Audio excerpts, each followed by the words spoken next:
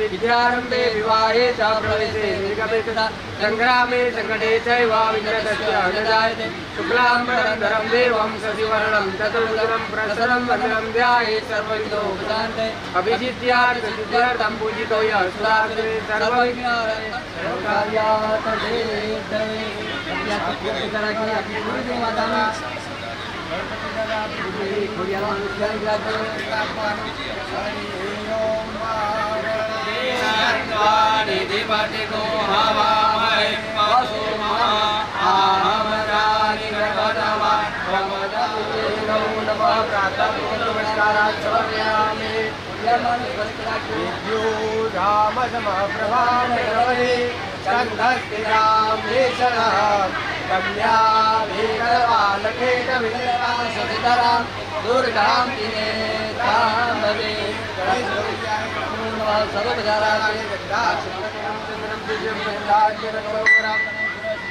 चंदनं प्रतिष्ठां गन्धं समर्पयामि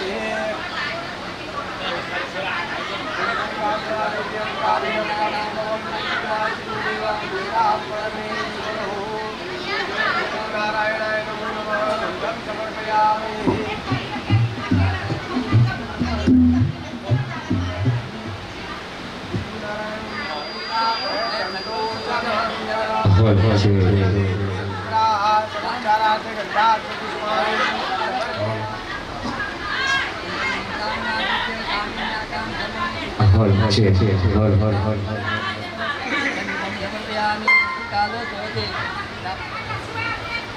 पुष्पं समर्पयामि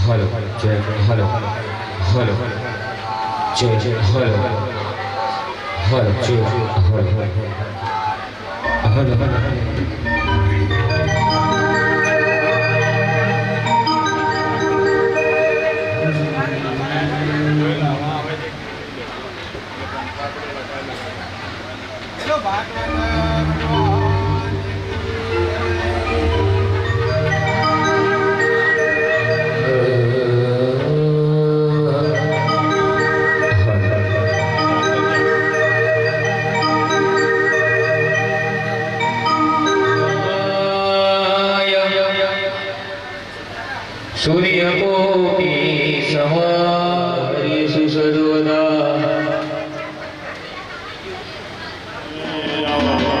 जय जय राम मज मन सफल श्री राम जय राम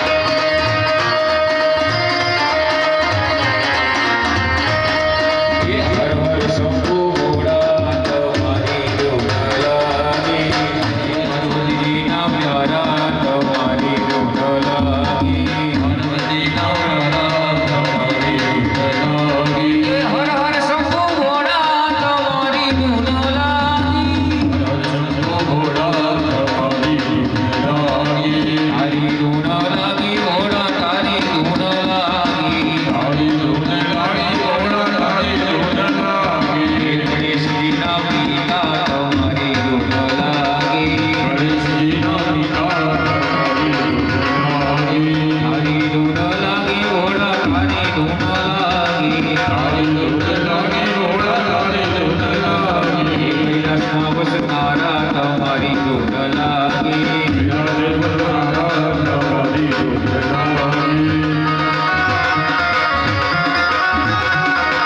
વિઠ્ઠલ વિઠ્ઠલ વિઠ્ઠલા હરિ ઓમ વિઠ્ઠલા. વિઠ્ઠલ વિઠ્ઠલ વિઠ્ઠલા હરિ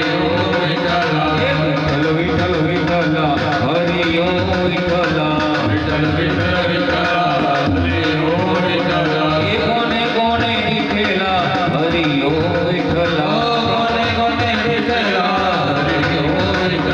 એ મીરાબાઈએ દીઠેલા હરિ ઓમ વિઠ્ઠલા. એ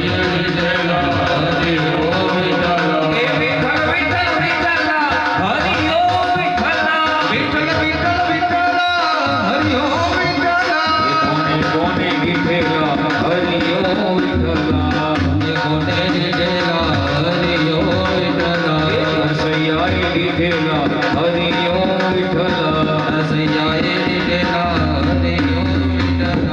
વિઠ્ઠલ વિઠ્ઠલ વિઠ્ઠલા હરિ ઓમ વિઠ્ઠલા.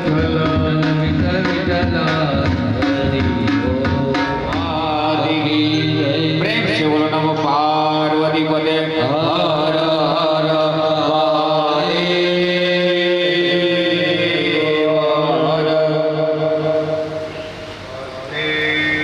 શ્રી ગણિમ અભયદામ જાડ્યાંધકારા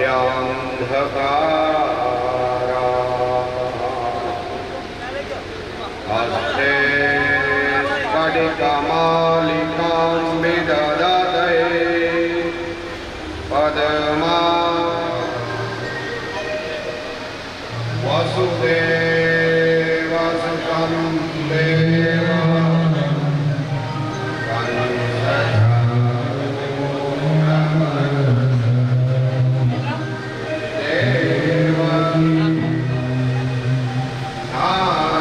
નારાયણં નમસ્કૃત્યં નરં ચૈવ નરોત્તમં દેવી સરસ્વતી વ્યાસં ગુરુવે કસ્તૂરીતિલકં લલાટપટલે ચમોકામલી ગોપાસ્ત્રી પરિવેષ્ટિતો વિજયતે હરે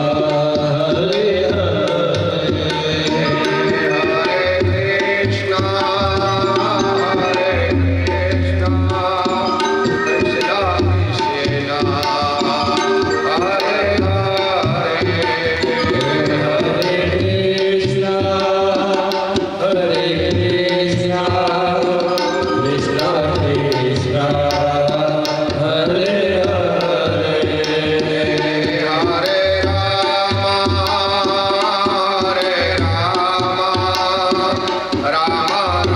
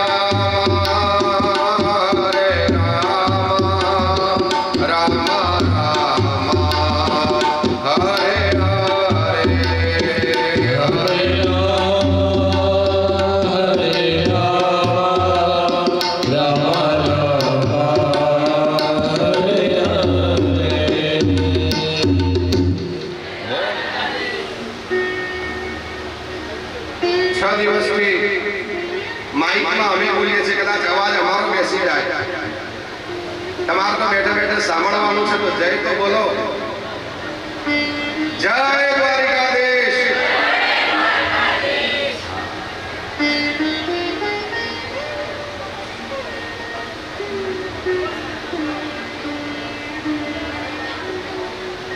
શ્રીમદ ભાગવત જ્ઞાન યજ્ઞ સપ્તાહ માં જેને મનોરથી બનવાનો અવસર સાંપડ્યો છે,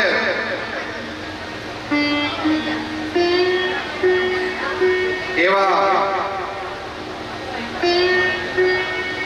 પટેલ અમૃતભાઈ ભગવાનદાસ સહપરિવાર તથા પટેલ રમેશભાઈ ચિનદાસ સહપરિવાર આવેલા તમામ ભાવિક ભક્તોનું હાર્દિક સ્વાગત કરે છે.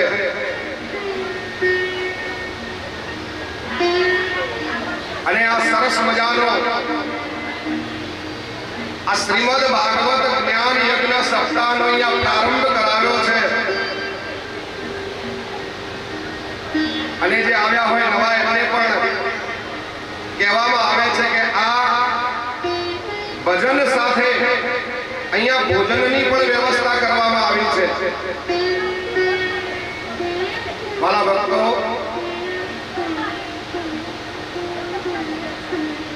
આ કથા ગંગાનો તો લાભ લેજો, પણ યજમાન શ્રીઓએ ભોજનનો પણ અહીંયા આયોજન કરેલું છે, તે ભોજન પણ પ્રસાદ લેજો. એમનો રોજ મને આગ્રહ હોય છે કે શાસ્ત્રીજી તમે આ કહેજો, ખુલ્લા મને પ્રસાદ લેવા અવશ્ય જજો.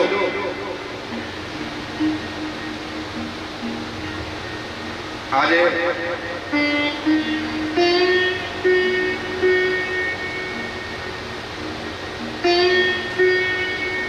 છઠ્ઠા દિવસના સત્રનો પ્રારંભ કરવામાં આવે એ પહેલા મેં દરરોજ કહ્યું છે કે આપણી કથાનો એક ક્રમ હશે કે પ્રાર્થના રૂપી પુષ્પ ભગવાનને અર્પણ કરી અને પછી ભગવાનની કથાનું આપણે રસપાન કરીશું.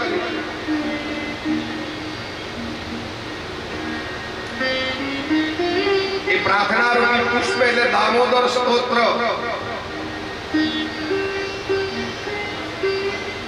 ઘણાને પ્રશ્ન થાય કે દામોદર સ્તોત્ર શા માટે? કારણ કે આપણા કળિયુગના મનુષ્યનો એવો સ્વભાવ રહ્યો છે કે જ્યાં સુધી આપણને કંઈ ફાયદો ન થાય ત્યાં સુધી આપણે કોઈ કાર્ય કરતા નથી.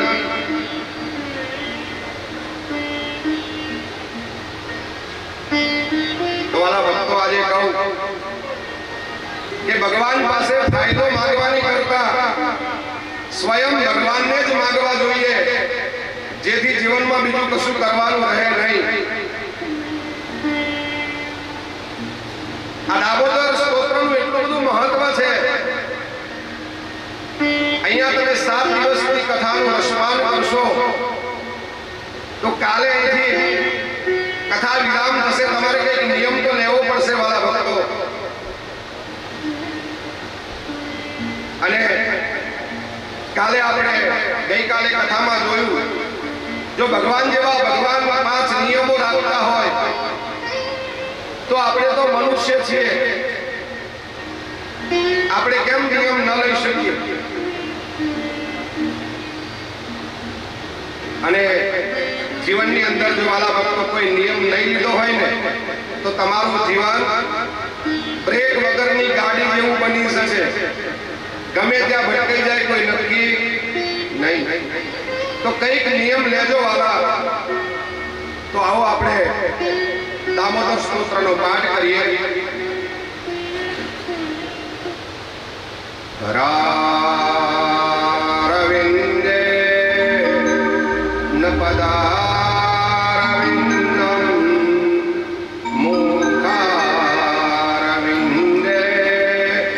વિનવેશયંતમ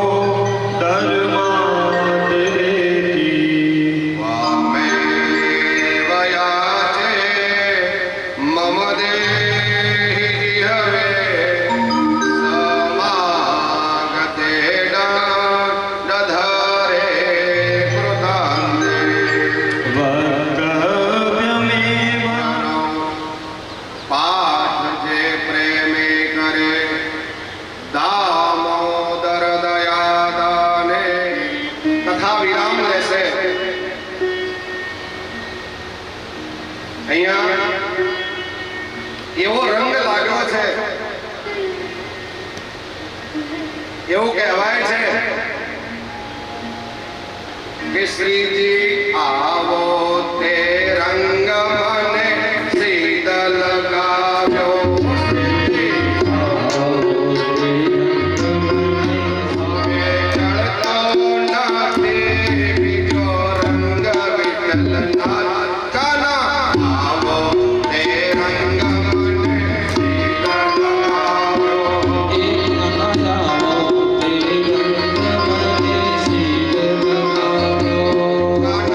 આવો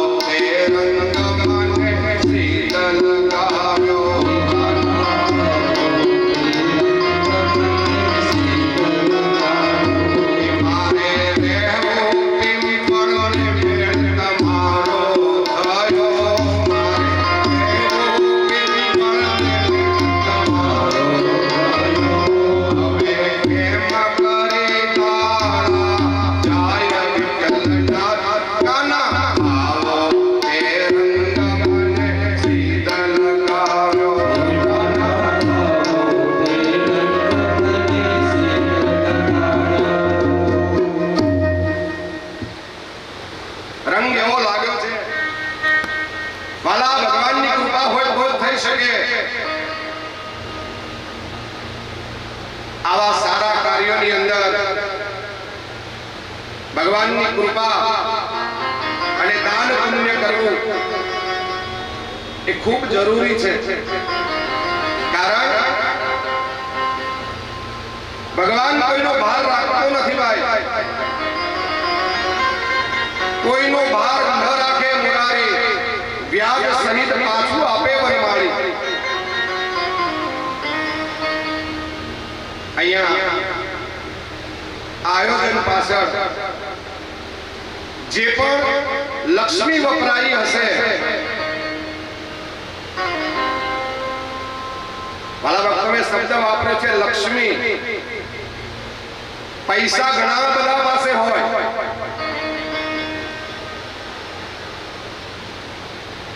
પણ એ વાપરી ન શકે. પણ જેની પાસે લક્ષ્મી હોય અને આવા પિતૃઓના આશીર્વાદ હોય ને વાલા ભક્તો, એ જ આવું ભગીરથ કાર્ય કરી શકે. બાકી થપ્પા તો ઘણા પાસે પડ્યા છે, પણ ભગવાનની કૃપા ન હોય તો ન થઈ શકે. એટલે ધન્ય છે આવા મનોરથીને કે જેમને આ વાવણી કરી છે. તમે બધા તો ખેડૂત પુત્રો છો, વાવો છો, ખબર છે વાવો એટલે શું મળે. એમાં વાવણી કરી છે એટલે ભગવાન કોઈનું રાખતો નથી. જે પણ અહીંયા તમે ખર્ચ્યો છે તમને વ્યાજ સહિત પાછું મળશે વાલા.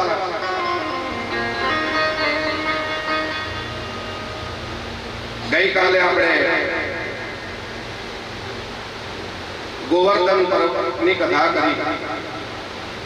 ભગવાન બધા ગોપ ગોવાળોને લઈ અને ગોવર્ધનની પૂજા કરવા માટે નીકળ્યા છે. ભગવાને ટચલી આજ્ઞા કેળવે 7 દિવસ સુધી ગોવર્ધનને ધારણ કર્યો છે.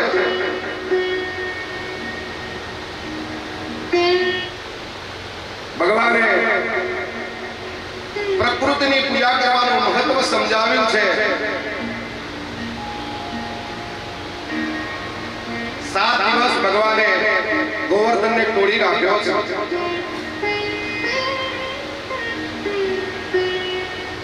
ઇન્દ્રને અભિમાન હતું અને ઇન્દ્રનો ગર્વ જો ભગવાનને ઉતારવો હોય તો ઘડીના 6 ભાગમાં ઉતારી દે કે હું જ બ્રહ્મ છું. પણ એવું ન કર્યું ભગવાને. અને 7 દિવસ સુધી ભગવાને ટચલી આગળ પર ગોવર્ધન તોડી રાખ્યો છે.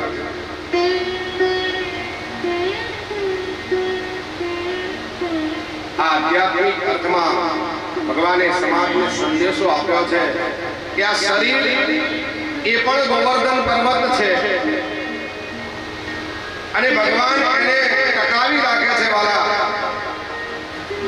બાકી આપણી કોઈ હિંમત નથી. જ્યારે ભગવાને ટકલી આગળ પર ગોવર્ધન ધારણ કર્યો ત્યારે ગોવાળિયાઓ એવું કહેવા લાગ્યા કે કાના તો થાક્યો હોય તો રહેવા દે, અમે બધા લાકડીઓ લઈને આવ્યા છીએ, અમે ટેકો આપીશું.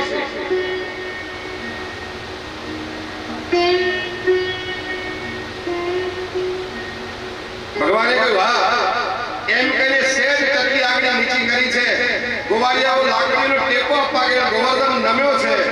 બધા જ ગોવાળિયાઓ ગભરાયા. કાના ગયા હવે. તરત જ ભગવાને પાછો ટકલી આગળ પર ગોવર્ધનને ધારણ કર્યો છે.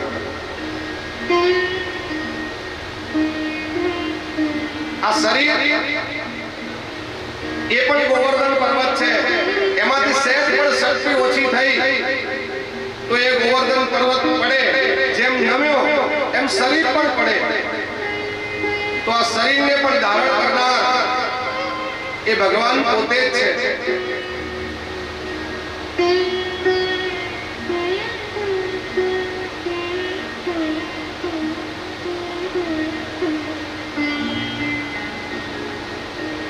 બધા ગોવાળિયાઓ ગભરાયા. ભગવાને ગોવર્ધન પર્વત ધારણ કર્યો. જેમ જેમ લોકો નીચે આવતા ગયા એમ ગોવર્ધન એનું કદ વધારતો ગયો છે. ભગવાને બતાવ્યું છે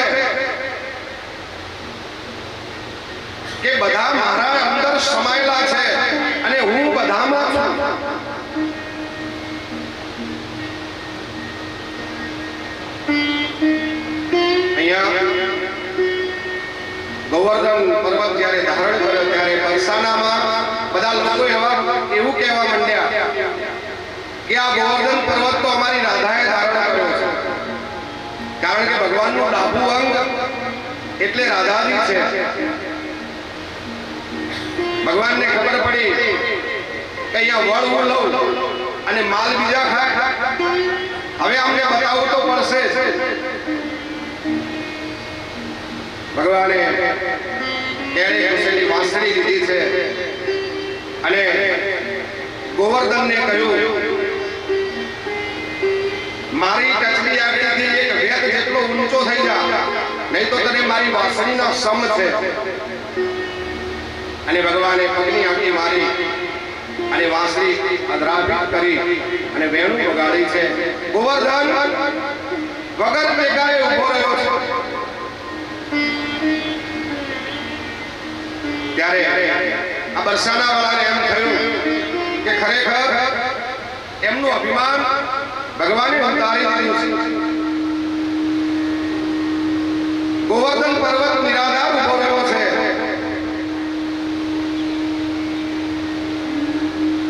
તમે ભાઈ કૃષ્ણની લીલા તો જુઓ. પ્રેમ રૂપી વાંસળીને બે હાથે પકડે છે અને જ્યારે પરાક્રમ બતાવવાનું આવે ત્યારે ટચલી આંગળી ઉપર ગોવર્ધન ધારણ કરે છે.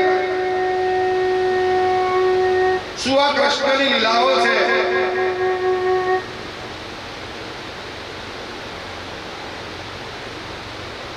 સાત દિવસ સુધી ગોવર્ધન ધારણ કર્યો છે. ઇન્દ્રને સમજાયું કે કોઈ બ્રહ્મ જન્મી ચૂક્યો હોય એવું લાગે છે. વિશુદ્ધ સત્વમ તત્તધામ શાંત. ઇન્દ્ર કોઈને ખબર ન પડે એ રીતે ભગવાન પાસે આવીને માફી માંગે છે કે પ્રભુ મને માફ કરો, હું તમને સમજી ન શક્યો. તમે જ બ્રહ્મ છો. મારા મનને તત્વધામ શાંત, મારા મનને શાંત કરો.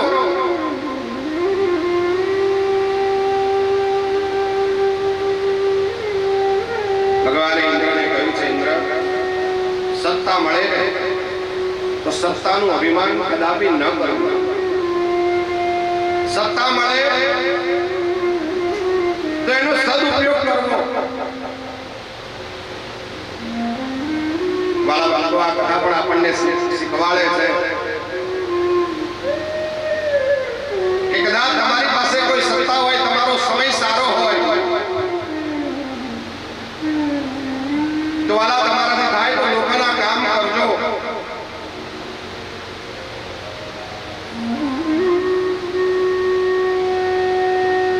સમયના વેણમાં તમે તણાઈ ન જતા, કારણ કે સમય ક્યારે ખપાટ મારી દે કોઈને ખબર પડતી નથી. આજે કદાચ આપણો સમય સારો છે, કાલે કદાચ ન પણ હોય. તો ભગવાન એવું સમજાવે છે કે તમારી પાસે સમય સત્તા હોય તો કોઈનું કામ કરજો, કોઈને ધ્યાનમાં ન લેતા. પણ આપણે તો કેવું છે, આપણી આગળ સત્તા આવે, થોડી સંપત્તિ આવે, પછી એવું કે હવે તારો વારો છે. ના, ભગવાન ના પાડે છે, સમય અને સત્તાનો સદુપયોગ કરજો વાલા. બાકી મેં કહ્યું એમ ક્યારે સમય ખપાટ મારી દેશે કોઈ ખબર નહીં રહે. સમય આવે દુઃખનો જા, જગત હાથ જોડે. એક તો સમય છે, બીજી બધી માયા.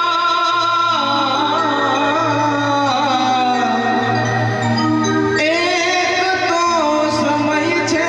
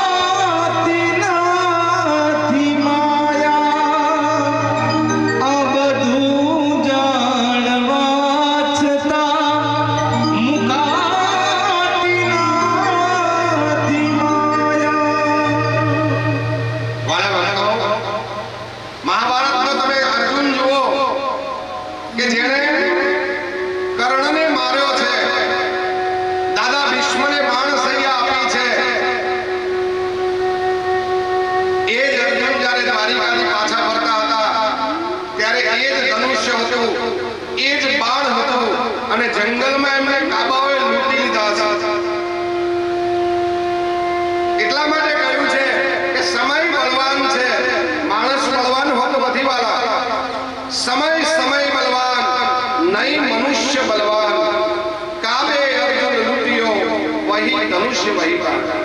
એ જ ધનુષ્ય એ જ બાણ હતું છતાં એને લૂંટી લીધા હતા. કારણ કે એ વખતે એનો સમય ન હતો. કોઈ એમ કે આ બધું મારાથી થયું, મેં કર્યું, મારા લીધે થયું, તારાથી ભાઈ કાંઈ થયું નથી એમ સમજવાનું. એ વખતે આપણો સમય સારો છે અને સારા સમયમાં આ સારું કાર્ય થઈ ગયું. બાકી આપણે તો નિમિત્ત છીએ. એને ધાર્યું એ થઈ શકે આપણી તાકાત નથી. ગામમાં ચૂંટણી હોય ને સરપંચ બનાવ્યા હોય તો સરપંચ કદાચ ગામમાં નીકળે તો તમારા નીકળ્યા તો કોઈ બોલાવે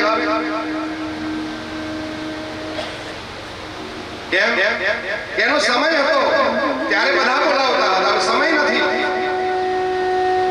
એટલા માટે કહ્યું છે વાલા ભક્તો, સમય મળે તો સારું કામ કરી લેજો.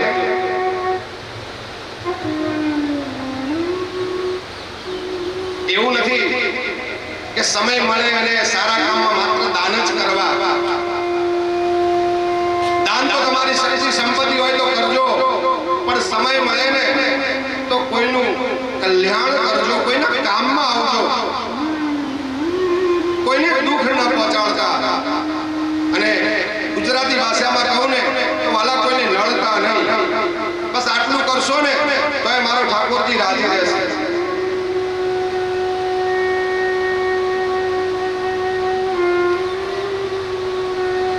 આ સંસારમાં પરમાત્માની કૃપાથી જો તમને સમય મળે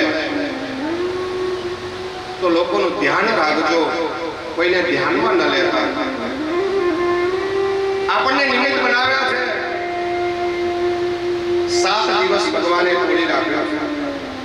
ગોવર્ધન પર્વતની પૂજા કરવામાં આવી. 56 ભોગ ધરાવ્યા છે. આ 56 ભોગ જ કેમ? તો આધ્યાત્મિક અર્થમાં જોવા જઈએ તો 56 એટલે 5 અને 6. તો આ 5 અને 6 નો સરવાળો થાય છે 11. ભગવાનને 11 વસ્તુ અર્પણ કરવાનું કહ્યું છે. એ 56 ભોગની સ્થિતિ છે. તો કઈ 11 વસ્તુઓ? તો કે જે 5 કર્મેન્દ્રિય, 5 જ્ઞાનેન્દ્રિય અને 11મું મન એ ભગવાનમાં અર્પણ કરવાનું કહ્યું છે. એને 56 ભોગ કહેવામાં આવ્યા છે.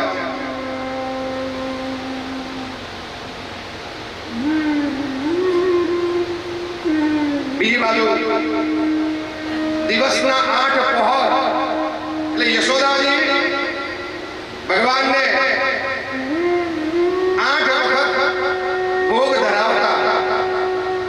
7 દિવસનો ભોગ જમા થયો એટલે 8 × 56 એ રીતે પણ 56 ભોગ યશોદાજીએ ધર્યા છે. પણ આધ્યાત્મિક અર્થમાં લઈએ તો આપણું મન, કર્મ અને વચન આ બધું અર્પણ કરવાનું કહ્યું છે.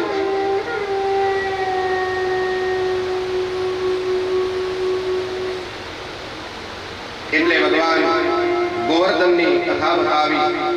ત્યારબાદ એક સમયે યમુનાજીના કિનારે રાધા અને કૃષ્ણ પોતે પ્રેમની વાતો કરતા. વાલા ભક્તો, આ રાધા કૃષ્ણનો પ્રેમ એ પ્રેમની તુલના આપણા પ્રેમ સાથે ન કરવી. કારણ આ રાધા કૃષ્ણનો પ્રેમ છે ને વાલા વિશુદ્ધ હતો, જેનામાં કોઈ અપેક્ષા ન હતી. જ્યારે આપણો પ્રેમ કેવો હોય છે? માંગણી અને અપેક્ષા વાળો આપણો પ્રેમ હોય છે. મને આમાંથી કેટલું મળ્યું એ પ્રમાણે મારે એને પ્રેમ કરવો જોઈએ. આવો અપેક્ષા વાળો પ્રેમ આપણો હોય છે. એટલે ભગવાન કૃષ્ણ અને રાધાજીના પ્રેમ સાથે આપણે સરખામણી કદાપી ન કરવી.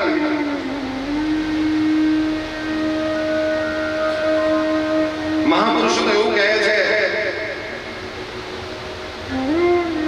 કે પ્રેમમાં કદી મેળવવાનું તો હોતું નથી વાલા. પ્રેમ એ સમર્પણ છે. સમર્પણની ભાવનાથી કરેલો પ્રેમ એ સાચો પ્રેમ છે.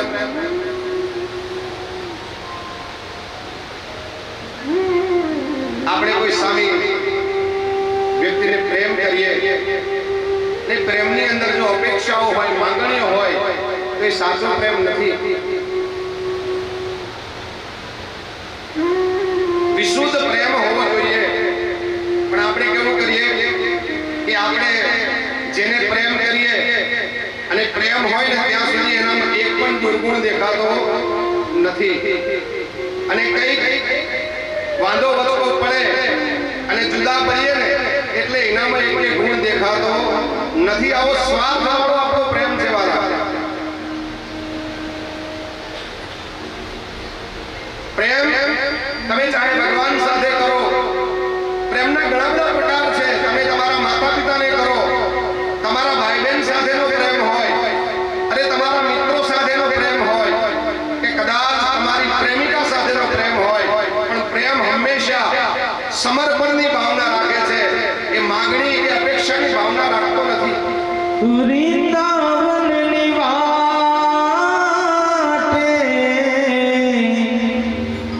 તરસે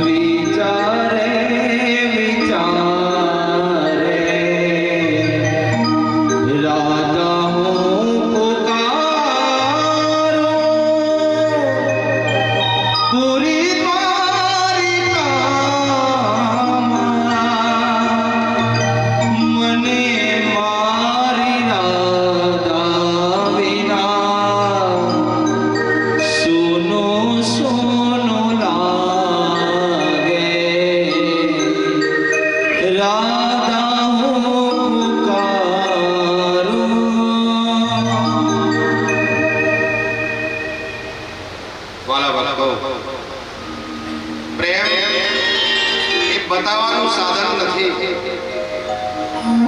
તમે કોઈને પ્રેમ કરતા હશો, જો તમારો પ્રેમ વિશુદ્ધ હશે તો આપોઆપ સામેવાળાને સમજાશે કે આ મને પ્રેમ કરે છે. પણ આપણે તો પ્રેમને જતાવવા માટે ઘણા બધા નુસ્ખા કરતા હોઈએ છીએ. અરે વાલા ભક્તો, મારો કહેવાનો અર્થ એવો છે કે આ પ્રેમ બતાવવા માટેનું સાધન નથી. કદાચ તમે કોઈ સામી વ્યક્તિને પ્રેમ કરતા હોય, એને ભલે ખબર ન હોય, પણ તમારું દિલ તો જાણે છે કે ભગવાન તમારી ઈચ્છા મનોકામના અવશ્ય ફળીભૂત કરે છે. ભગવાન સાથેનો પણ પ્રેમ એવો હોવો જોઈએ કે વારે વારે જઈ ભગવાન પાસે માંગવું નહીં વાલા. આપણે આપણા દેવાલો એને માંગવાની ફેક્ટરી બનાવી દીધી છે. બસ ત્યાં જઈએ, ગરીબ હોય કે ગાડી લઈને આવે હોય, પણ એની માંગણી હોય ને હોય વાલા. પણ ભગવાન કહે છે તમે માંગો છો ને એવું આપતો નથી. હું તમારી વૃત્તિ જોઉં છું, તમારો મારા પ્રત્યેનો પ્રેમ કેટલો છે. અને એ પ્રેમ તમારો જો સાચો હશે ને તો વગર માગે મારો વાલો આપી દે. માંગવાની જરૂર પડતી નથી વાલા. પણ આપણે તો મંદિર માધવને આપણે માંગવાની ફેક્ટરી બનાવી દીધી છે. એવું નથી કે ગરીબ માંગે, ગાડીવાળા પણ જઈને માંગતા હોય છે. ગરીબ કદાચ પૈસા માંગતો હશે તો ગાડીવાળા એમ કહેતા હોય શાંતિ આપો, ઘરમાં શાંતિથી ઊંઘવા મળે એવું આપો. પણ માંગણી તો બધાની હોય ને હોય. તો માંગશો નહીં વાલા. માંગશો તો પૈસા મળશે, નહીં માંગો તો ભગવાનનો પ્રેમ મળશે. અને પૈસા કરતા પ્રેમ એ ઊંચો છે વાલા. તો કે છે રાધા અને કૃષ્ણ યમુના કિનારે બંને પ્રેમની વાતો કરતા હતા. ત્યારે રાધાજીએ કહ્યું કાના એક વાત કહું. કાનાએ કહ્યું બોલ ને રાધા. તો કે છે નંદ બાબા ગોરા છે, યશોદાજી ગોરા છે, દાઉજી ગોરા છે,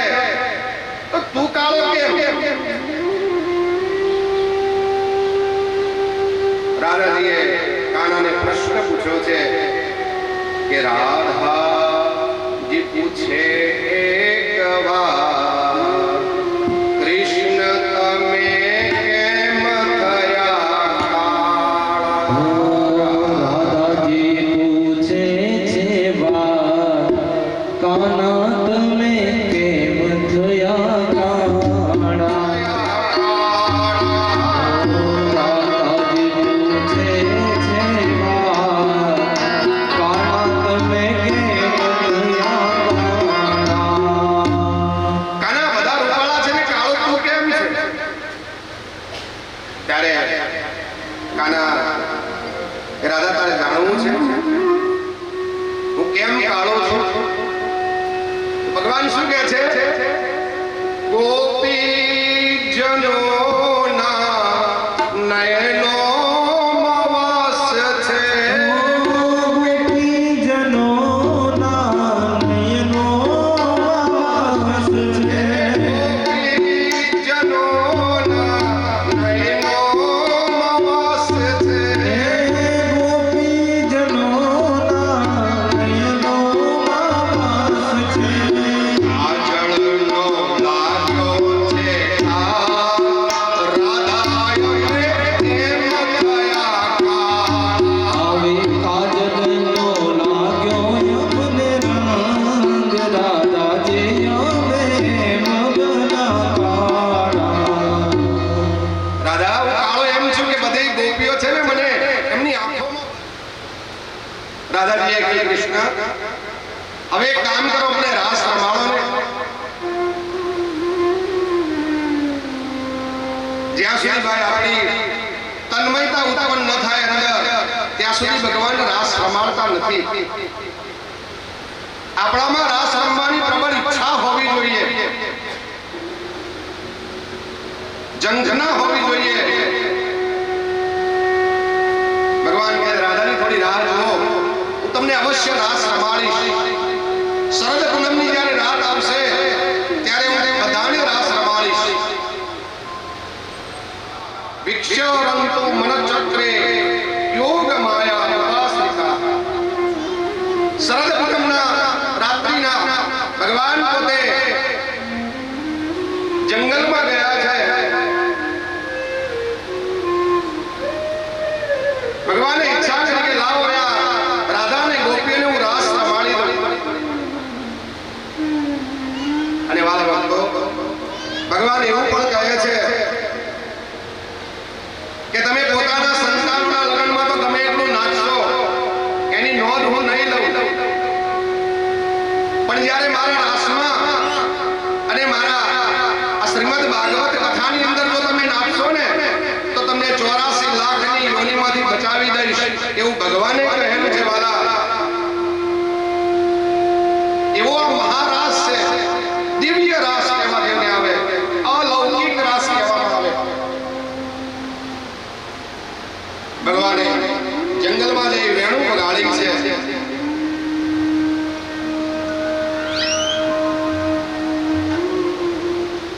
વેણુના નાદથી ઘણી ગોપીઓ તૈયાર થઈને રાસ રમવા માટે નીકળી છે. ઘણી ગોપીઓ તૈયાર થયા વગર પણ વેણુના નાદથી નીકળી છે. અરે ઘણી ગોપીઓએ તો પગનું જાજર કાને પહેર્યું, આંખમાં લગાવવાની મેસનો સેથો પૂર્યો અને એવી તન્મય બનેલી અને ભગવાનની વેણુ સાંભળીને જંગલમાં રાસ રમવા માટે દોડી છે. ભગવાનના વેણુનો નાદ સાંભળી એક પણ ગોપી રોકાઈ નથી.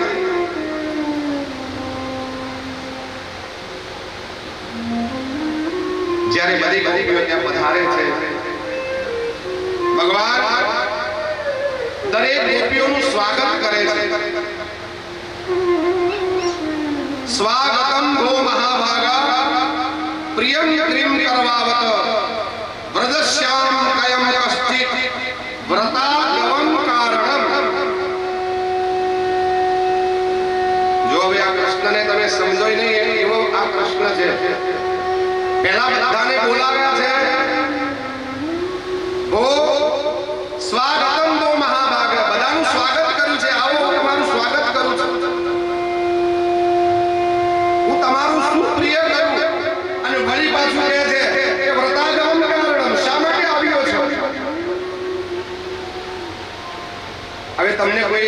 હોય કે પરિવાર સાથે કાલે બપોરે મારા ત્યાં જમવા આવજો, અને પછી બપોરે જમવાને ટાઈમ જઈને ઉભા રહી અને ભાઈ કે ઓહો એકદમ ચોથી ભૂલા પડે, પછી એ જમવાનું ભાવે? આ આવું થયું. ભગવાને બોલાવે ને પછી કે શા માટે આવ્યો? પણ આમાં પણ ભગવાનનો કઈ ઉદ્દેશ છે મારા ભક્તો. ભગવાને ધર્મનો ઉપદેશ આપ્યો છે કે રાત્રિના સમયે સ્ત્રીઓ બહાર ન શોભે. બે ઉપદેશ આપ્યા છે કે રાત્રિના સમયે સ્ત્રીઓ બહાર ન શોભે અને દિવસના સમયે પુરુષ ઘરમાં ન શોભે. આ કારણથી એમને કહેવામાં આવ્યું છે કે શા માટે આવ્યો છે. પરંતુ અત્યારે તો આ આધુનિક યુગમાં બાળકો રાત્રે 1-2 વાગે આવે, મા બાપ કહી શકતા નથી. પશ્ચિમી સંસ્કૃતિનો એટલો બધો વાયરો છે, દેખા દેખી વધી ગઈ છે. ફલાણાએ આમ કર્યું, મારે આમ કરવું જોઈએ. કદાચ કોઈ પૈસાદાર દીકરો સારો મોબાઈલ લે તો દેખા દેખીમાં મધ્યમ વર્ગના મોબાઈલ માટે જીદ કરે કે પિતાજી મારે પણ આવો મોબાઈલ જોઈએ છે.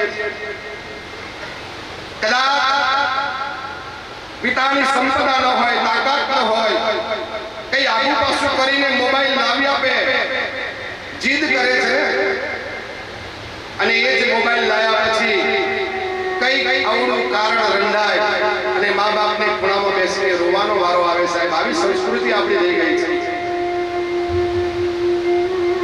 એટલા માટે વારે વારે આવી કથાઓ કરવામાં આવે છે કે તમે કદાચ તમારા બાળકોને મોબાઈલ નહીં આપો તો ચાલશે, પણ આવા સંસ્કૃતિનું જ્ઞાન આપજો, આપણા શાસ્ત્રોનું જ્ઞાન આપજો સાહેબ, તો આપણે જીવનની અંદર બાળકોને સારા સંસ્કાર આપી શકીશું.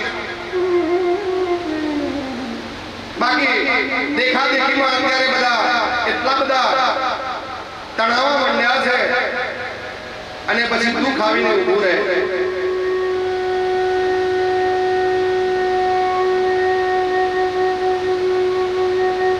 ભગવાન સમજાવે છે કે ગોપીઓ, આ સમય તમારે તમારા ઘરમાં રહેવું જોઈએ.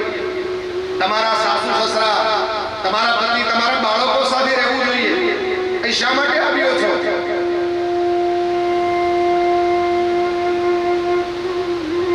આવું સાંભળી ગોપીઓ નિશાસો નાખે છે અને અંગૂઠાથી ધરતીને ફોતરે છે કે આ ધરતી જો જગ્યા આપે તો હવે સમાઈ જઈએ, હવે અમારે કરવું શું?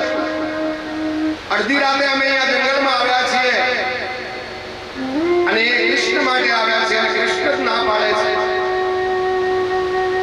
હવે અમે પાછા ઘેર પણ શી રીતે જઈ શકીએ? અમે બધું છોડીને આવ્યા છીએ. એટલે અર્થ એવો છે કે પતિ પત્ની, બાળકો, સાસુ સસરાને છોડીને નહીં, પણ એવું કહેવું છે કે અમે અમારા જીવનની બધી ભોગ વૃત્તિ છોડીને ભગવાન તમારા ચરણે આવ્યા છીએ અને તમે સ્વીકારવાની ના પાડો છો. હવે કરવું શું? ગોપીઓ ખૂબ દુઃખી થઈ છે. ભગવાન, અમે તમારા શરણે આવ્યા છીએ, અમે અમારા તમામ વિષયોને છોડીને આવ્યા છીએ અને હવે તમે અમને સ્વીકારવાની ના પાડો છો. ભગવાને કહ્યું કે તમને વ્રજ બતાવું તો, વૈકુંઠમાં લઈ જવું તો? ત્યારે ગોપીઓ શું કહે છે કે અમારે વૈકુંઠમાં નથી આવવું, અમારે એ ચતુર્ભુજ સ્વરૂપે ભગવાનને નથી જોવા, અમારે તો બે આડવાળો કાનો જોઈએ છે, અમારે વ્રજ જ વાલું છે, અમારે વૈકુંઠમાં આવવાનું નથી. એટલા માટે કહ્યું છે કે વ્રજ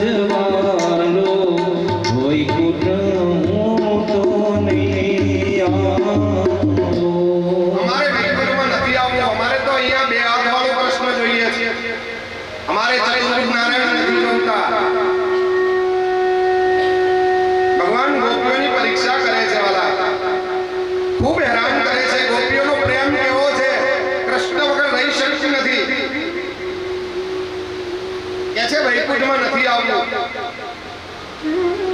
ભગવાન ગોપીઓના પ્રેમને વશ થઈ અને મહારાસ રમવાની તૈયારી કરે છે.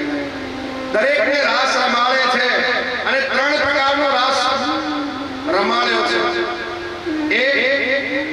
એક ગોપી એક કાન, બીજા નંબરમાં 2 ગોપી અને વચ્ચે કાન, અને ત્રીજા નંબરમાં ફરતે ગોપી અને વચ્ચે યુગલ સરકાર રાધા કૃષ્ણ ઉભા છે. એવો રાસ રમાડ્યો છે. ભગવાન કહે છે તમારી ભોગ વૃત્તિઓને ફરતે રાખો, વચ્ચે મને રાખો, તો તમને તમારી ભોગ વૃત્તિથી હેરાન નહીં થાય. આવો તન્મય પ્રમાણે એવો રાસ ભગવાને રમાડ્યો છે. અને આ રાસની અંદર માત્ર એક નરસિંહ મહેતાને જવાની આજ્ઞા હતી, બાકી કોઈ પુરુષને જવાની આજ્ઞા ન હતી. જ્યારે રાસ ચાલતો હતો ત્યારે નરસિંહ મહેતા એવું કહેવાય છે કે મસાલ લઈને ઊભા છે અને રાસમાં એટલા બધા તન્મય બન્યા કે મસાલ સળગતા સળગતા હાથ સળગવા લાગ્યો, પણ એમને ખબર નથી પડી. એવો આ તન્મય પ્રમાણેનો રાસ છે વાલા. આજે વસઈપુરામાં આપણે એવો જ રમીશું કે સાક્ષાત ભગવાન અહીં હાજર થઈ જાય. આ રાસ રમવાની વાત ચાલતી હતી. ભગવાને બધાને આમંત્રણ આપ્યું. કૈલાસની અંદર માં પાર્વતીને પણ આમંત્રણ મળ્યું છે. પાર્વતીજી તૈયાર થઈ અને રાસ રમવા માટે નીકળે છે. મહાદેવજી કહે છે દેવી ક્યાં? તો કહે છે અમે ગોકુળમાં રાસ રમવા માટે જઈએ છીએ. તો કે મારે આવવું છે, પણ કે ત્યાં ન અવાય. ત્યાં ખાલી એકલા પુરુષમાં કૃષ્ણને જ એન્ટ્રી છે, બાકી કોઈને નથી. ના, જીદ પકડી છે, મારે તો આવવું જ છે. દેવી પાર્વતી બહુ સમજાવે છે, ભગવાન સમજતા નથી. ગમે તે થાય, મારે રાસમાં આવવું છે, પણ ત્યાં કેવી રીતે અવાય? તો ભગવાને